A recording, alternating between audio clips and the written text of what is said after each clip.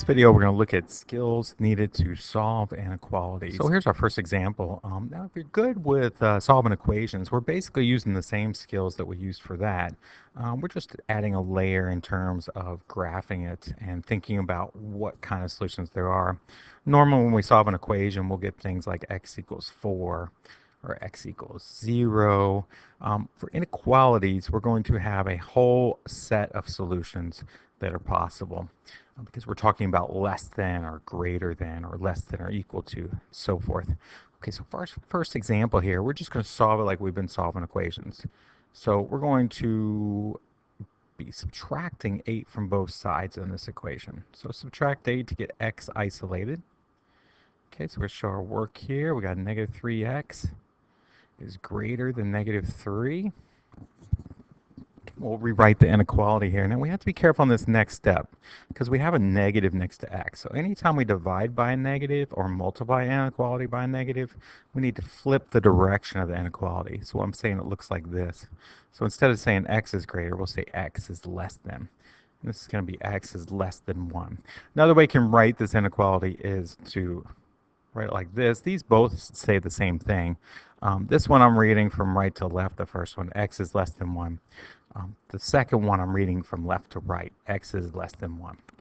As we talked about in the last video, we just need to kind of indicate our key point we're looking at on our graph and decide whether we have an open dot or closed dot. In this case, it's just less than. So we have an open dot and its value is less than 1. So things like 0 work, things like negative 1 work, and so forth. So we're going to shade to the left with an open dot. That's it. And of course, you could plug your value back in to the inequality and make sure it works. You could pick any value along this shaded region and test it, see if it worked.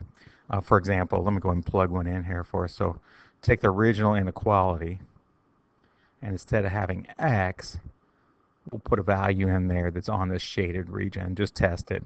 So let's test 0. That's easy to work with. So we have 5 is less than 8. Is that true? Yes, that's true. So we've done our work well here. Second example, same idea, a little more complicated inequality here.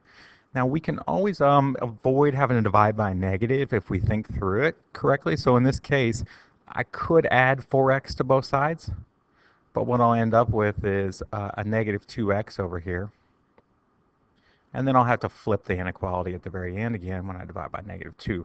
So let's avoid all that just as a shortcut. You decide. So if I add 6x to both sides, add 6x to both sides here and rewrite it. So I bring down the negative 3. Don't forget your minus with the 3 is less than or equal to. And notice that now I have a positive x value there.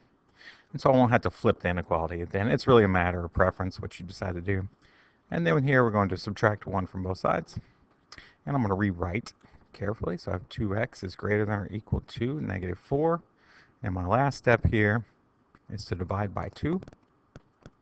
And then rewrite my solution as x is greater than or equal to negative 2. And so again, I'm just going to plot the relevant point there, which in this case is negative 2. And I'm saying x is greater than or equal to negative 2. Remember, I can write that 2 different ways. Make sure you can read it both left to right and right to left. This one's right to left. This one's left to right. Or right to left, I should say. Basically, just be comfortable reading it both directions. All right, now we're saying x is greater than or equal to. So, of course, we're going to need a solid dot in this case. So we'll make our solid dot at negative 2 because it includes negative 2. And greater than or equal to would be to the right. Things like 0 and 2 and so forth. So that's our solution set down here at the bottom.